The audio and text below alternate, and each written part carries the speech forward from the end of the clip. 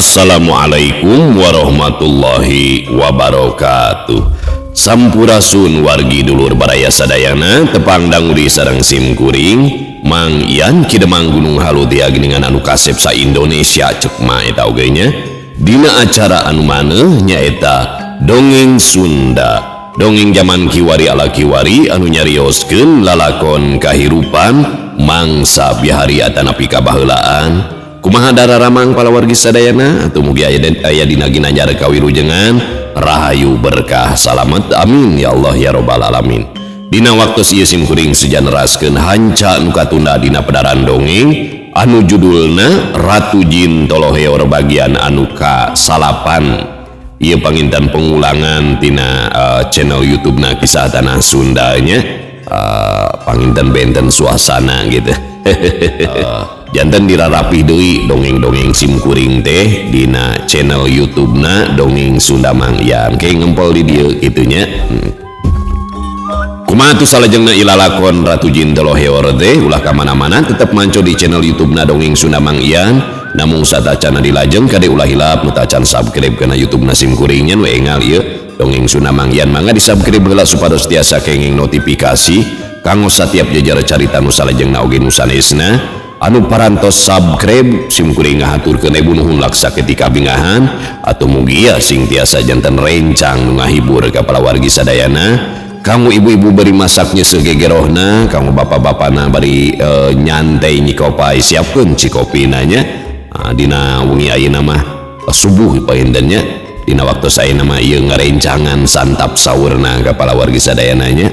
Oge ulah hilap di like di komen palawargi sadayana. Sareng salah sawios bentuk apresiasinya da ulah di skip iklan ada bagurnya anu teu skip iklan didoakeun sing bagja sing ora di 10 tahun sing kapeser acuk dulagnya tah kumargi simkuring madang ngadongengna sanes dina radio nu tangtosna aya sponsor iklan aya gajinya saumpamina ngaros kahibur ku pedaran dongeng simkuring terasa yang apresiasi kamu simkuring oge ka penggarangna tiasa kana nomor dana ita atong ageng-ageng 2000 we atanapi ibarat etang-etang wewes parkirnya palawargi sadayana langkung raos disambungkeun kana speaker aktif supados teu nyangkolong ting kana waktos hayu urang sami-sami ngalajengkeun ieu lalakon Ratu Jin Toloheor bagian nu kasalapan mangga kaparayun sadayana wilujeng ngadangukeun prung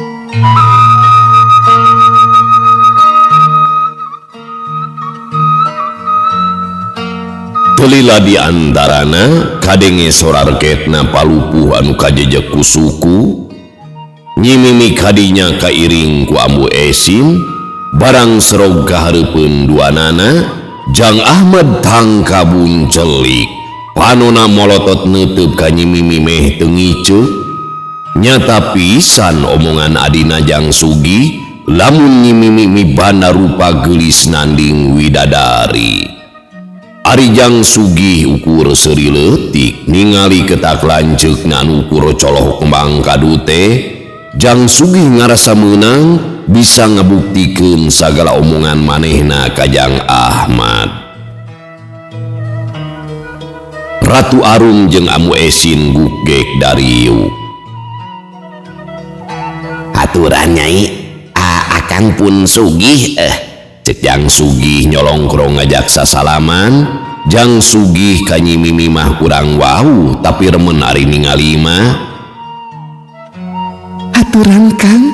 Walon Ratu Arum pondok ari Jang Ahmad lemek colohok keneh panuna rutret kaluhur kahandap nyidikeun ka Nyi Mimi. Jang Sugih nyigeung ka lanceukna puguh bae Jang Ahmad teh ngaguru geurewaseun. Aturan Nyai akang pun Ahmad leungeuna nyolongkrong ka Ratu Arum. Sami-sami aturan Kang. Temal Ratu Arum bari imut. Naon atuh Ujang? Ukur cai wungkul taya lalawuhna geuningan. Cek amu Esin tamada kasemah teu bisa nyuguhan.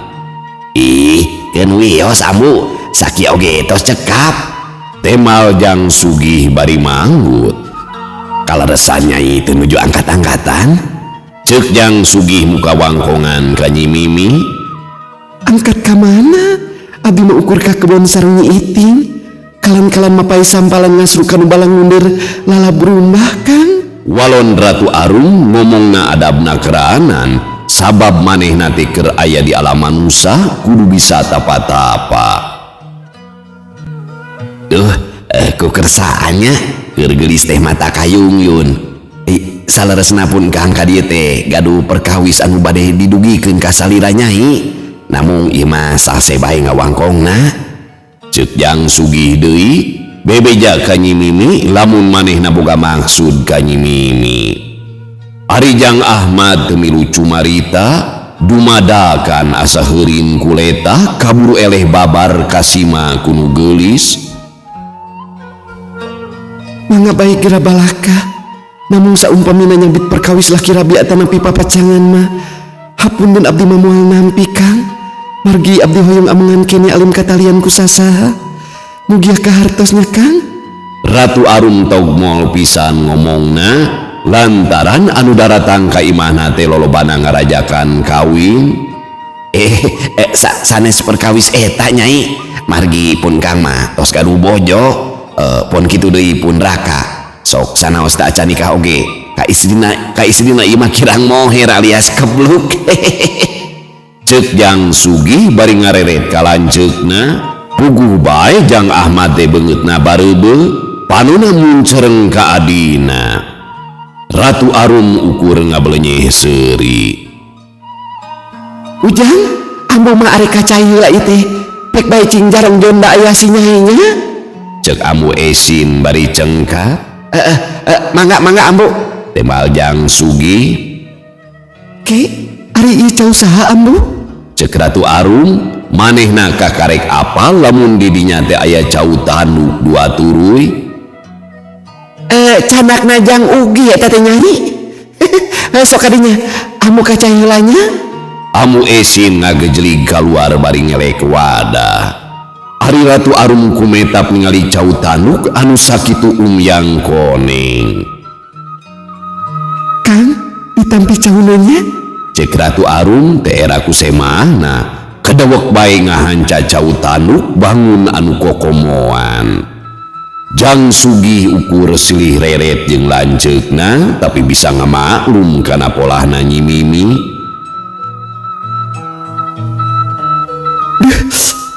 Atur nuhun Kang, aramis pisan itu cauna. Ceuk Nyi Mimi bari meresan cangkang cau digulukeun di sisi hau. Sami-sami Nyai, keun hoyong keneh mah pun Kang nyanak deui ka dieu. Temal Jang Sugih bari rada kaget sabab cau saturuy meh peren kabeh. Akang teh aya perkara anu bade didugikeun ka Nyai. Mugia bae diregepkeun ngarah ka hartos. Jang Sugih ngamimitian deui cumarita rek nepikeun maksudna ka Nyi Mimi. Mangga Kang. Tema Ratu Arum saregep ngabandungan. Kieu ieu teh Nyai. Ieu mah ngaguar lalakon heula we ti mimitinya ngarah Nyai ngartos. Kapungkur karuhun akang teh gaduh lingkung seni ronggeng anu kakoncara nu namina Cahya Sumirat. Keke, ari ronggeng teh naon Kang? Cek Ratu Arum nyempad tumanya Kajang Sugi. Oh nyai mah moal apal panginten naon ari anu disebat rongeng teh. Ari rongeng teh nyaeta ibing atawa tari anu dipirigu kenang jeung pakakasejena. Ari anu ngibingna tayalian iwal ti istri aya kana 4 atawa 5 jalmina. Ngaribingna teh di luhur panggung sok dibaturan kudu lalajo bade disawer ku artos. Teras pinggung seni rongeng teh sok diogan atanapi dionang ku pamangku hajat. Nya kusing sabae ge ari ngogan mah bebas namina ge hiburan keur ngahibur balarea etang-etang pakaulan nih. Salajengna kumaha Kang? Cek Ratu Arum ngerasa penasaran. Hapunten ieu teh pun Kang bade ngiring cumarios. Cek Jang Ahmad akhirna mah wasa cumarita. Jang Ahmad nunguikeun deui cumaritana. Pun Kang sareng Rai Sugi teh gadupan niatan hoyong ngawangun di ronggeng Cahya Sumirat anu tos puluhan taun tilem. Ieu oge susuganan paren etang-etang hoyong ngalalanyahan we. Najahan moal kasohor kawas bihari anu langkung utami mah nderaskeun acah karuhun ulah dugikeun ka pareum teuing. Tah kitu maksud Kang teh. Ki, ari ronggeng teh di mana bae mintona eta teh Kang? Pokna Ratu Arum taletena kerahanan. Ari mintona mah kumantung kanu ngulemna sasata mah unggah kampung nyorang Bilemburan. Tah ku hal ieu pisan pun Kang dongkap duaan ka dieu teh bade umaja ka salira nyai. Susuganan bae nyai keur sajanten ronggeng. Namun ulah wara condong kana buruhna ieu mah urang ngawangun we heula. Mamanawian ka payuna ronggeng urang teh langkung majeng. Eta mah nyangakeun ka nyai kumaha saena. Kitu pok-pokanana Jang Ahmad. Nyaritana panjang lebar nepikeun pamaksudanana ka Ratu Arum. Ratu Arum sajongjonan mangahuleng ngadenge caritaan Jang Ahmad teh. Tapi anu narik ati pikeun Ratu Arum nyaeta bisa nyaba ka saban wewengkon anu hartina bisa ulin ka tiap kampung bisa nganjang ka unggal lembur. Pikeun Ratu Arum mah kacida atohna sabab manehna maresep nganclong ka mana badeosna. Toloheor kamana bae nepina. Tah hartosna toloheor teh resep ulin gitu. Mun dina maana dongeng ieu mah nya. Teu lila Ratu Arum kedalisan. Abdi mah kalintang katajina ku kasauran akang duaan. Namun da abdi mah teu tiasa ngibing sumauna ngaring kenek ngengklak mah. Margi apanan teu acan kantos. Teu nanaon nyai kapan samemeh minton teh sadayana ronggeng dipan diwara heula. Dugikeun ka Maher sareng Parigel. Engke mah disarengan ku pangirig janten tiasa diloyogeun sareng gerakanana samangsa ngibing teh.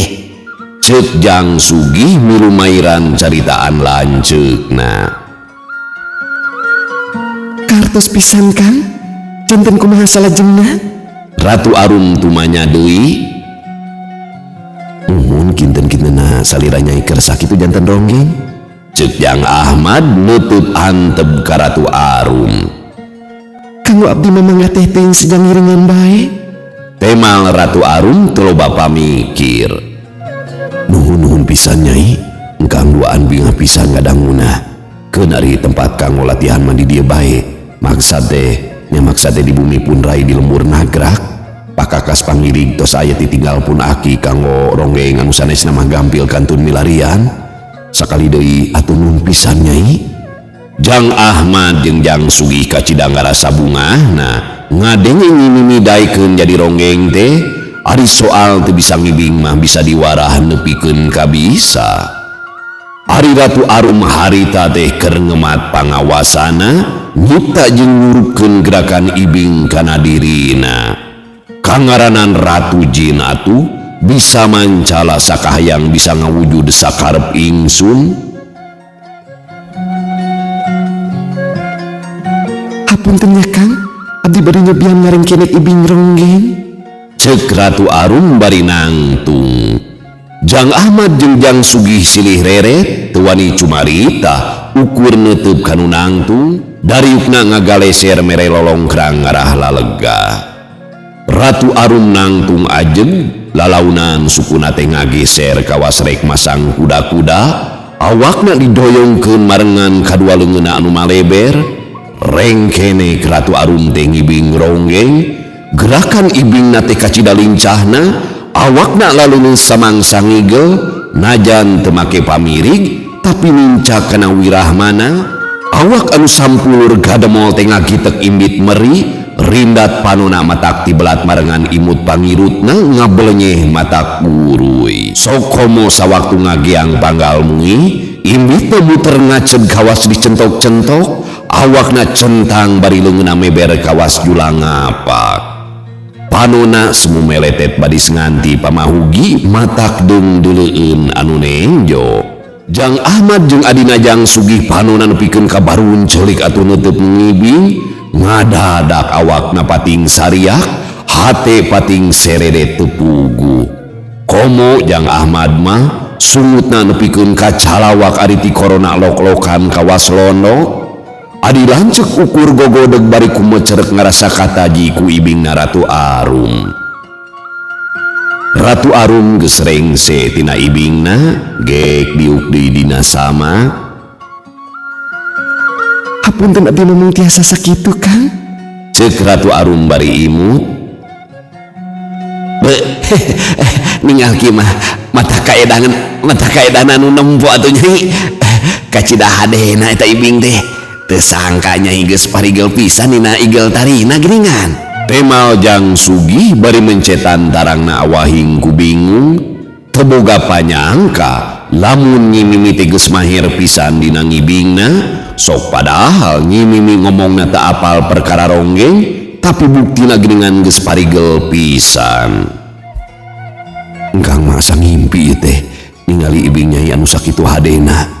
Nyaan moal aya nu bisa mapakan kenapa nggak bisa Nyai mah. Duh, najan kancera mendar boga ronggeng gawat oge. Bingah pisan akang teh Nyai. Ceuk Jang Ahmad nembrakeun rasa katajina ka Ratu Arum boga angkeuhan lamun Ratu Arum teh bakal jadi ronggeng anu kacida kawentarna.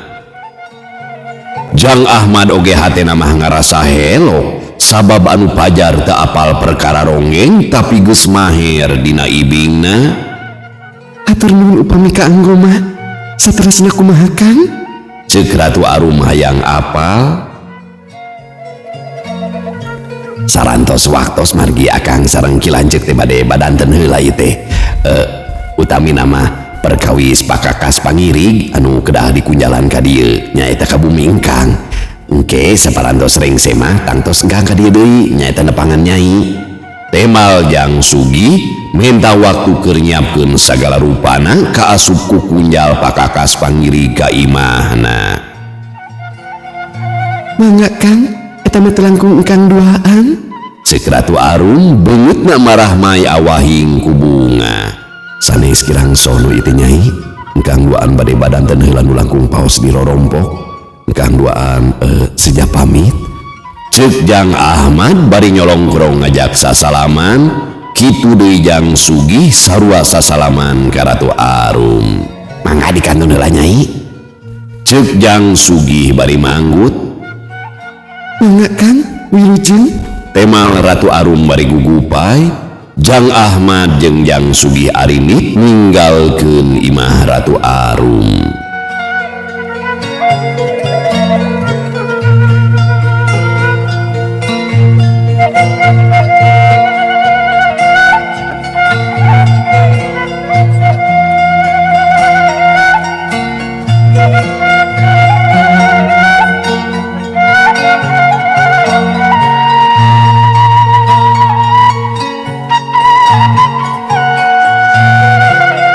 Kacaturkeun Jang Ahmad jeung adina anu geus araya di imah. Satu tas pulang ti imah Nyi Mimi, duanana baradami anu leuwih paheut. Nya anak kang mah teu boga panyangka lamun Nyi Mimi sakitu geulis campernikna. Asa kakarek nempo ari geulisna kawas Nyi Mimi mah.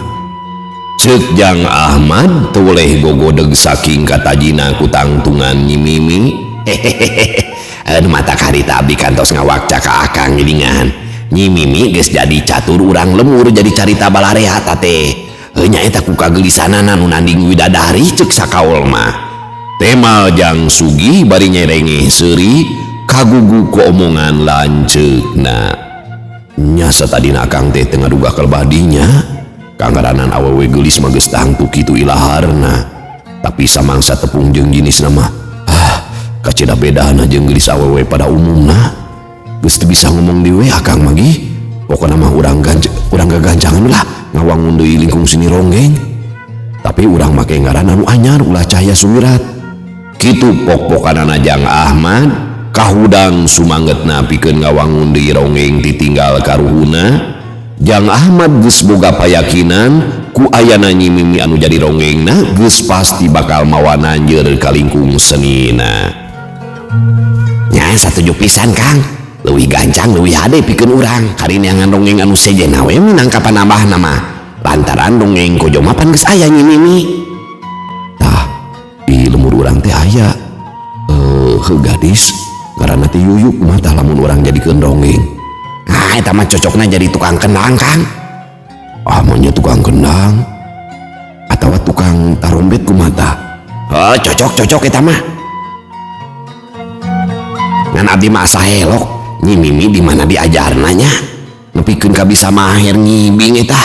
Parasaan mah dina gerak can kabejakeun aya nu nanggap ronggeng. Ceuk Jang Sugih ngarasa bungah ngadenge caritaan lanceukna.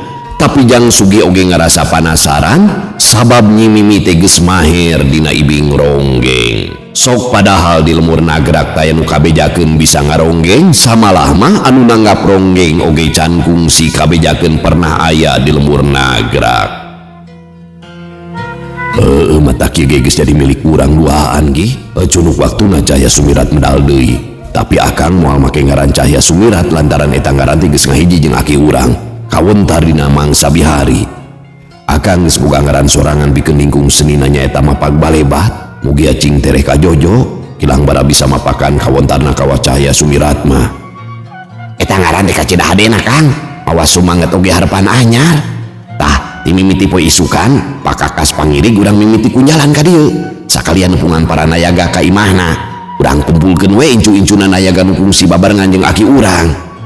Mudah-mudahan cing tina kanan sagala pamaksudan urang teh Kang. Kitu ceuk Jang Sugih ngarojong kana rarancang lanceukna. Jang Sugih geus gilig pikir buleud patekadan arek ngawangun deui ronggeng ditinggal karuhuna. Jang Sugih geus siap sagala rupana kaasup bakal pagedrug jeung ronggeng kancera medar bogana kirahian.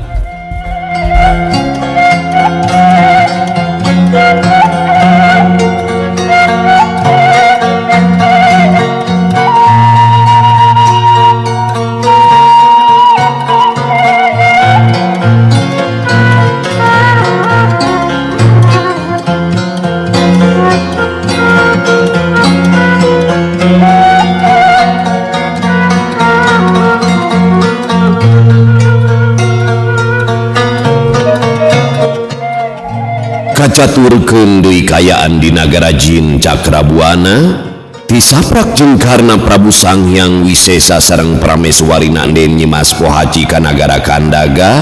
Nyi Mimi jeneng ratu anu kumawasa di eta nagara. Kayaan nagara teh taya robahna ayem tentrem keur taraharja.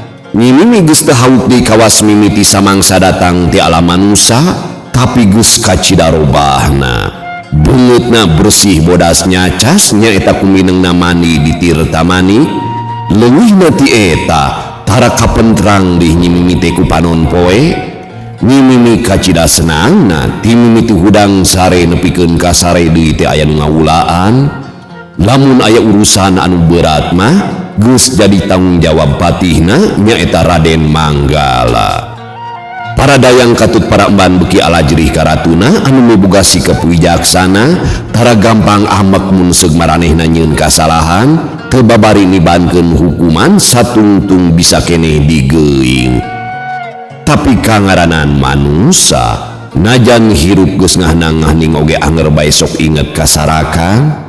Nyi Mimi ngadadak ras inget kana leunca. Nyi Mimi jadi kabita hayang ngaliwet.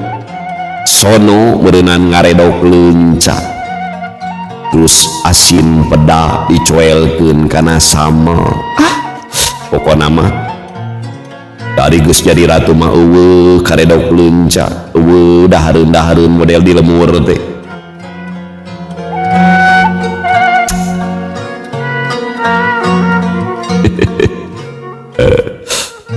Kita karedok lunca terus karedok ieu bebek roai nya. Pokokna mah keur di lembur mah sagala kadaharan teh nya. Terus pamirsa sadayana waktosna geuningan parantos teu nyekapan deui cag urang tunda ilalakon nyimiminya anu kiwari jadi ratu di negara jin. Asalna wanoja urang lemur singkur sisi gunung anu purah ngaranna teh kakebon gitunya biasa we kuli kabatur dalin jalma beungharnya nyimimi mah kiwari jeneng jadi ratu anu kumawasa di hiji nagara bari sagala perkara oge diladenan ku para dayang-dayang teh nya. Ngan anger we geuningannya nu nikmat mah teu bisa diukur ku kaayaan dan nikmat dahar mah nya teu pedah eta harga kadaharan teh mararaha aya di restoran anu mewah nya nunggu kanikmatan mah beda pan kitu nya. Sakedik nikmat dahar teh urang ngaliwet pan nya ngariung balake cerakan jeung dulur jeung tatangga di dapur jeung hareupan hau anu ruhai sanajan kadaharan basajan nya terus aya lalab-lalaban tapi nikmat aduh luar biasa tak kitu nya bala wargi sadayana. Ieu meureunan anu jadi hal nu dipikasono ku nyimimi saatosna jeneng jadi ratu teh. Cag urang tuna dihanyuang siang urang teuneung dihaneulum sieum paranti nyokot ninggalkeun mangsa datang kasamber deui. Wallahu muwaffiq ila aqwamit thoriq. Wassalamualaikum warahmatullahi wabarakatuh.